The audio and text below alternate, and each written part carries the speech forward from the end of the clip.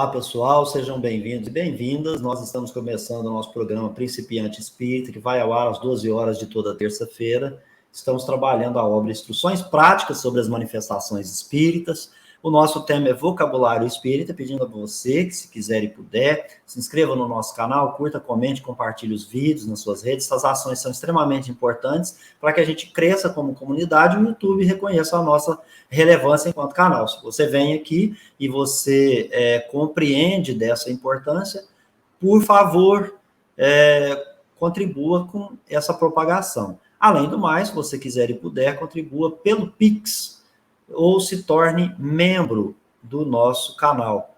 Então, como dito, o nosso tema é Vocabulário Espírita. Tem aqui ao meu lado, aqui, Lauro Rodrigues, para dar o seu cumprimento a todos, Laurinho. Olá, Beto. Olá, pessoal. Bom estar aqui em mais esse estudo de instruções práticas, né? E o vocabulário espírita, o quanto nesses últimos vídeos, últimos estudos nossos em verdade, eu tenho aprendido com Kardec a aprender a utilizar a palavra dentro daquele contexto, né? Então, nós falamos aqui sobre esfera, sobre o entendimento sobre espiritismo, espírita e espiritista, e agora vamos conversar um pouquinho sobre esse próximo, que é o espírito. Então, vamos pedir aos bons espíritos aí que possam estar conosco. Beto? Certinho, Laurinho. Então, vamos lá, já vamos diretamente ao ponto. Lembrando que no encontro passado a gente falou da importância de se apreender os significados no espiritismo das palavras espírita, espiritismo e espiritista. São conceitos importantes. Sem conhecer esses três conceitos, a gente fica meio capenga no conhecimento da doutrina espírita. Eu confesso a vocês que, pegando as filigranas das diferenças de cada expressão, não é à toa que Kardec é quem é, que ele é muito mal compreendido por aqueles que dizem que adotam ideias espíritas, que ele é muito mal compreendido no meio quando se quer transformar o espiritismo em coisa que o espiritismo não é, tá certo? E quando ele é também atacado, né, por aqueles incautos, imprudentes, que querem o colocar no mesmo patamar de outrem aí, que fundaram suas doutrinas com fins de alcançar poder e prestígio entre os homens, né? Não é esse o caso de Allan Kardec. Dito isso, então, vamos aqui passar para o compartilhamento do conhecimento atual, né? Que é a respeito da expressão espírito. Do latim, spiritus, de spirare, soprar. No sentido especial da doutrina espírita, os espíritos são seres inteligentes da criação e povoam o universo fora do mundo corpóreo. Gente, a expressão espírito vem de spirare, né? Soprar. Soprar. Por isso a gente fala assim, morreu, deu seu último suspiro, expirou, né? Então, tem a ver? Tem a ver. Etimologicamente, essas palavras foram construídas da mesma raiz. Mas, para nós, spirare, espírito, soprar. Recordando, né, para quem critica que o espiritismo tem um cunho religioso, porque ele está replicando a doutrina de Jesus. Se Jesus é só isso para vocês, um chefe de uma igreja, você não conhece Jesus, né? Precisa conhecer esse espírito puro. Na minha opinião, um espírito puro, tá? Então, é preciso conhecer melhor. Porque ele disse, né, que replicando outros conhecimentos, que o espírito sopra onde quer, ninguém sabe de onde vem ou para onde vai, né? Nós vamos encontrar também essa tratativa nos textos ancestrais. Bom, no sentido especial da doutrina espírita, o espírito quem é o espírito? Um ser inteligente da criação. E aí o Lauro gosta de dizer isso, né, gente? É o ser inteligente da criação, não é o ser burro, não é o ser que não é dotado de inteligência, não, é o ser inteligente da criação. É aquele que foi escolhido para ver, né, e compreender a Deus. Ele povoa o universo. só que fora do mundo corporal. A natureza íntima dos espíritos, diz Kardec, nos é desconhecida. Mas tem gente, viu, Laurinho, que tenta explicar a natureza dos espíritos à torta e à direita aí, né? E o organizador do espiritismo diz que para ele é desconhecido, segundo o ensinamento dos espíritos. Eles mesmos, os espíritos, não o podem definir, seja por ignorância, uns, seja pela insuficiência da nossa linguagem para outros. Olha que interessante, Laurinho. Somos, a esse respeito, como cegos de nascença da luz. Segundo o que eles nos dizem, o espírito não é material no sentido vulgar, né, Laura? O espírito é imaterial? Imaterial não é a palavra correta, incorpóreo seria a palavra correta, né? Não é tampouco imaterial em sentido absoluto, porque o espírito é alguma coisa e a imaterialidade absoluta seria o nada. Então ele vai dizer, não é material, mas imaterial não é bem o caso, incorpóreo, né? Porque o espírito é alguma coisa, né? Tá lembrando aí de O Livro dos Espíritos? É isso aí, né? A imaterialidade absoluta é o nada. Olha que interessante. Então o fluido cósmico, ele é algo de material, tem um pouco de material, um pouco de etéreo. O que é isso? Ainda somos principiantes espíritas, né, Laura? O espírito é, pois, formado de uma substância, mas da qual a matéria grosseira, que impressiona nossos sentidos, não pode nos dar uma ideia. Pode-se compará-lo a uma chama centelha, compará-lo a uma chama centelha cujo brilho varia segundo o grau de sua purificação, que é aquela questão das pessoas, às vezes falam assim, não, foi um laço de prata, né, Laura? E o outro, não, laço de ouro. E o outro, não, eu não vi laço nenhum, né? Pode tomar as espécies de formas por meio do perispírito de que está envolvido, que a gente vai aprender lá na expressão perispírito, Laura. E a importância de se entender isso aqui, porque nós lá no início, no início do vocabulário, tratamos, né, estudamos a ideia da palavra alma, e aqui nós estamos agora falando sobre espírito. Então é preciso fazer essa distinção segundo Kardec. Porque, veja, vai dizer assim, olha, a natureza íntima do espírito nos é desconhecida. Mas aí pode chegar uma pessoa mais atenta e dizer, para lá. Vieram dizer para nós que o espírito é envolvido de uma substância que ela é semimaterial. Então, logo, ela não é desconhecida. Está havendo um contrassenso aqui. Aí vamos lembrar que Kardec falou, é importante fazer a distinção. O ser inteligente, né, como está colocado aqui lá no início, que o Beto lembrou, o ser inteligente da criação é a alma, né, que está envolvida por essa substância. Essa alma, esse ser, ela nos é desconhecida. Os espíritos que foi colocado, uns não vão saber explicar, não sabem, outros não vão conseguir porque nos falta linguagem, porque não sabemos de fato a natureza íntima da alma ou do espírito, como queira. Então, é muito importante, porque quando Kardec vai falar ali que, olha, ele tem aí uma luminosidade, ele irradia, é essa alma pensando, agindo sobre o seu perispírito, que é fluido, e aí ele vai dar a coloração de acordo com o progresso, a irradiação, enfim, a forma que ele queira, que a alma queira, né? Ou o espírito ficando bem entendido. Então, o meu sentir é importante fazer essa distinção, sim, conforme Kardec nos orienta. Porque aqui a gente já esbarra num problema para, como eu disse, para aquele que é detalhista, que vai dizer assim, tá havendo algo estranho aqui. Porque se o perispírito é semimaterial, e o Beto lembrou isso, e dizem que essa matéria semimaterial é colhida do fluido cósmico universal, então nós vamos ter um problema aqui. Porque, queira ou não, é uma matéria. Então, ela não é desconhecida. Aí a gente cai no impasse. Então, é importante fazer essa distinção. Beto.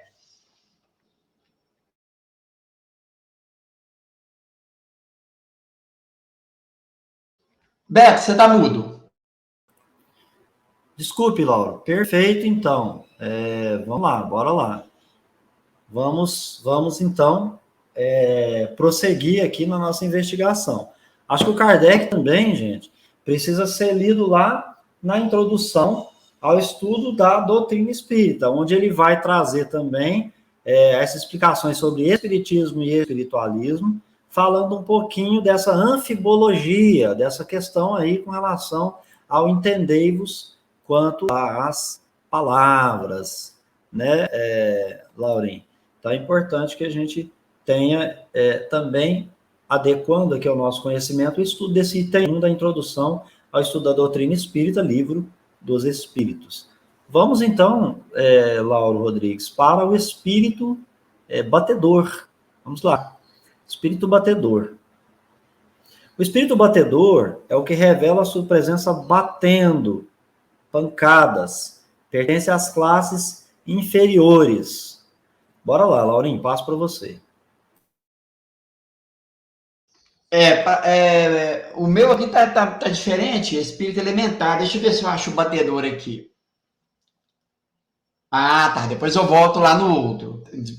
Nas ordens, viu, pessoal? Vocês percebam que no livro do Beto é físico, está numa ordem, aqui no e-book está em outra. Então, às vezes, a gente tem que fazer essas manobras aqui, tá bom, pessoal? Beto, então, ótimo. Deixa eu só dar mais uma olhadinha de novo. Os que revelam sua presença mediante pancadas pertencem às classes inferiores. Então,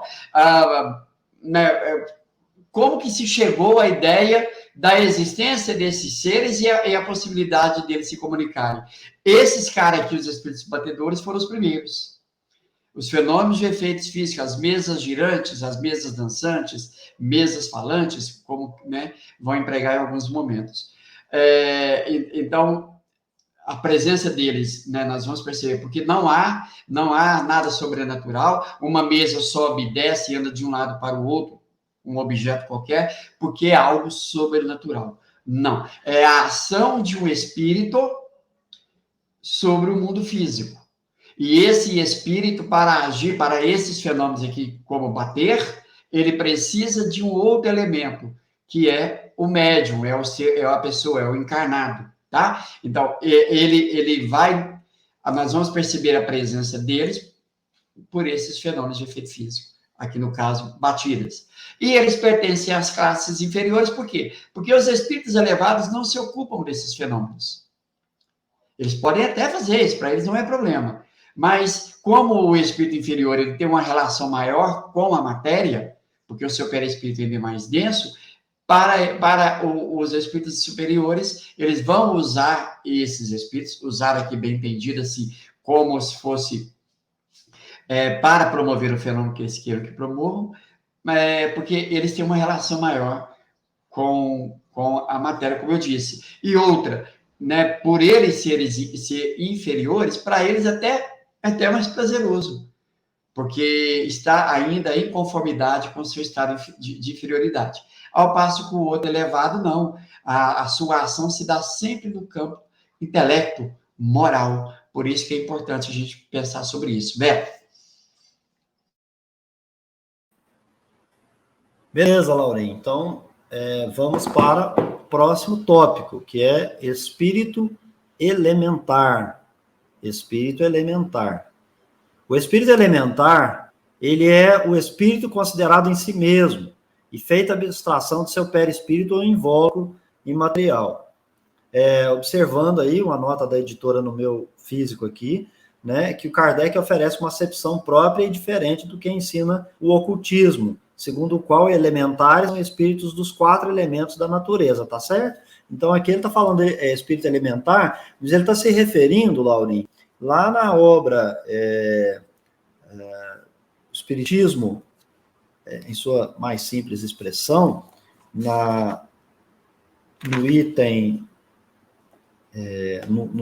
aliás, minto, eu tô na obra O que é o Espiritismo, quando lá no capítulo 2, ele vai trazer a sua explicação acerca da alma.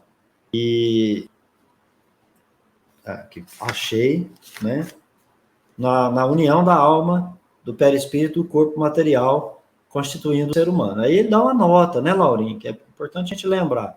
Está aqui na obra O que é o Espiritismo, a gente já estudou nesse mesmo programa aqui, Principiante Espírita, só que num outro momento. E lá a gente conversou sobre isso. São várias vezes que a gente cita o capítulo 2 da obra O que é o Espiritismo, essa nota ao item 14, onde ele diz assim: a alma é um ser simples, o espírito um ser duplo, e o homem um ser triplo.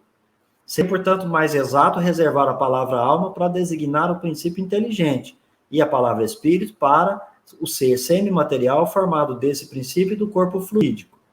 Como não se pode conceber o princípio inteligente sem ligação material, as palavras alma e espírito são no uso comum indiferentemente empregadas uma pela outra. Tá certo? Então, o que o Kardec está fazendo aqui quando ele diz assim: quando você estiver usando a palavra espírito para se referir à alma propriamente dita, a alma compreendida por Kardec, viu, gente? A alma é o ser simples, não está envolvido pelo perispírito, para você identificá-la.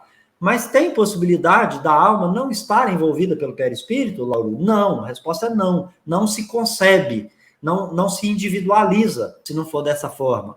A forma de se individualizar uma alma, né, ou um princípio inteligente, é quando ele está envolvido em torno de si com o perispírito, que ele vai atrair segundo a sua elevação, seu moral e etc.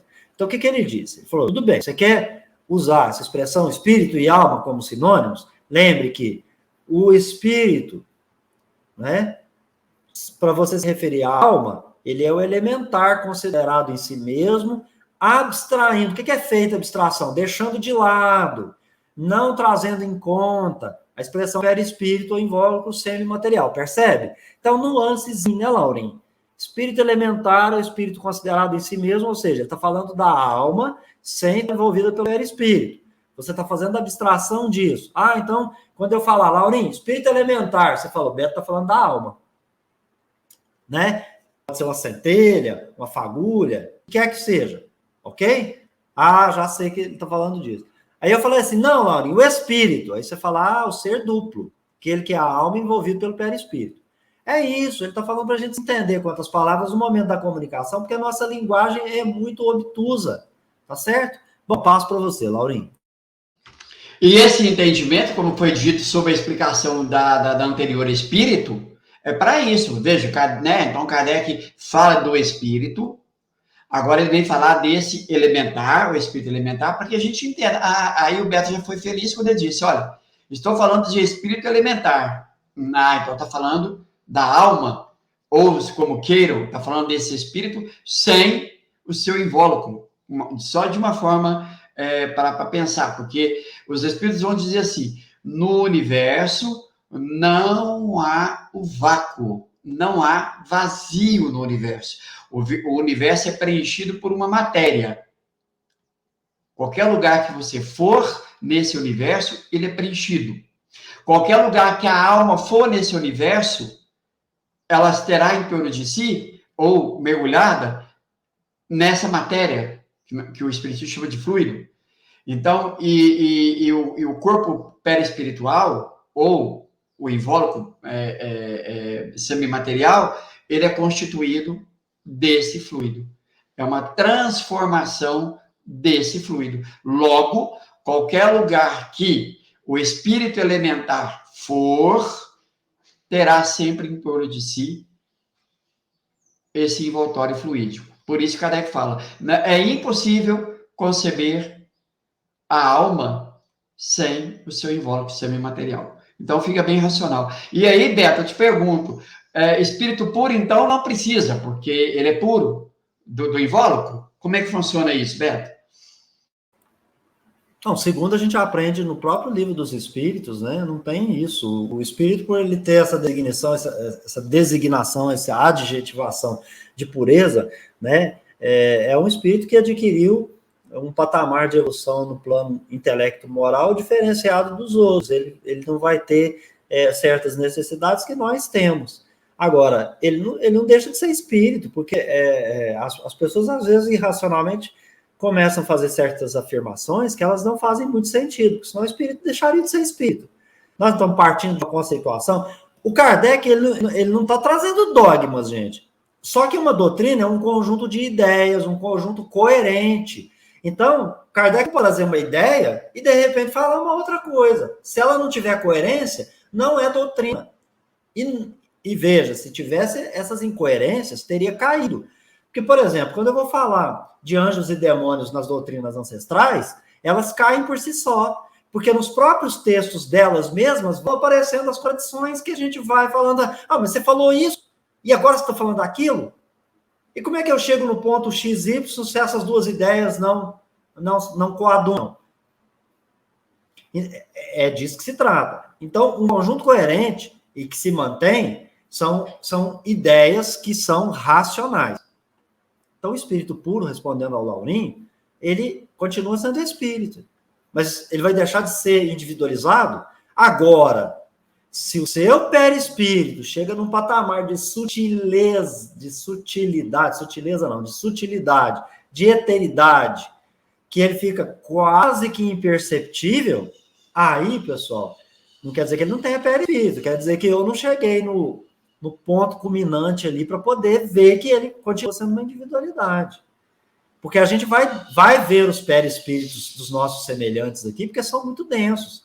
E aí os nossos sentidos, sejam eles espirituais, né, das várias hierarquias, vão nos permitir nos reconhecermos, né, por essa visão. No entanto, o espírito puro, ao que parece, eu não tenho esse conhecimento, pelo que a gente vai depreendendo aqui no plano da especulação, eles vão sutilizando seus espíritos, eterizando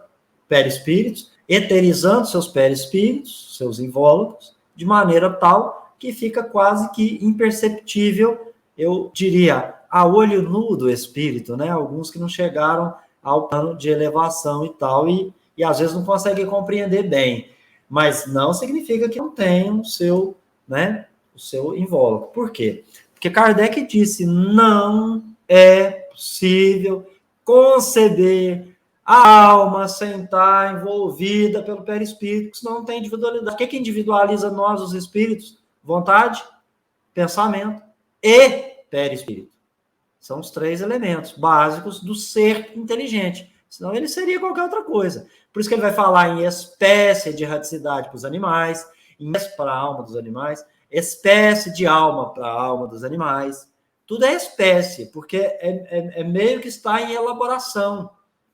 De acordo com as leis que regem o princípio inteligente, ali está se elaborando. Veja, o Kardec e o espiritualismo vão dizer, é tudo especulativo, nós não temos prova. Por outro lado, porque não nos interessa. O que nos interessa ficar provando isso? O que vai fazer a gente ficar melhor? Eu vou tratar meus irmãos melhores por saber que é dessa ou daquela maneira? Não, eu posso tratar o animal bem com o conhecimento que eu tenho, basta eu amar profundamente. Agora, eu preciso ter esse conhecimento, porque não vai valer a pena. Não vai valer a pena. Aí, de repente, eu estou aqui com o Lau e falo assim, lá, você foi um urso, e eu era um animal, não sei o que, era um peixe, você me comeu lá naquela... Que bobagem é essa, gente? Então, é risível o que eu estou dizendo? Mas é racional. Então, é por isso que a gente não precisa disso. E o Espiritismo vai se ocupar de estudar apenas no momento que a gente entra na humanidade, podendo fazer escolhas, que é disso que se trata. Porque a consequência moral que nós vamos extrair desse conjunto de ideias coerentes que os Espíritos nos deixaram aí para meditar. Laurim, é disso que eu queria passar para Espírito familiar, se é que eu respondi a sua questão, né, Laurinha?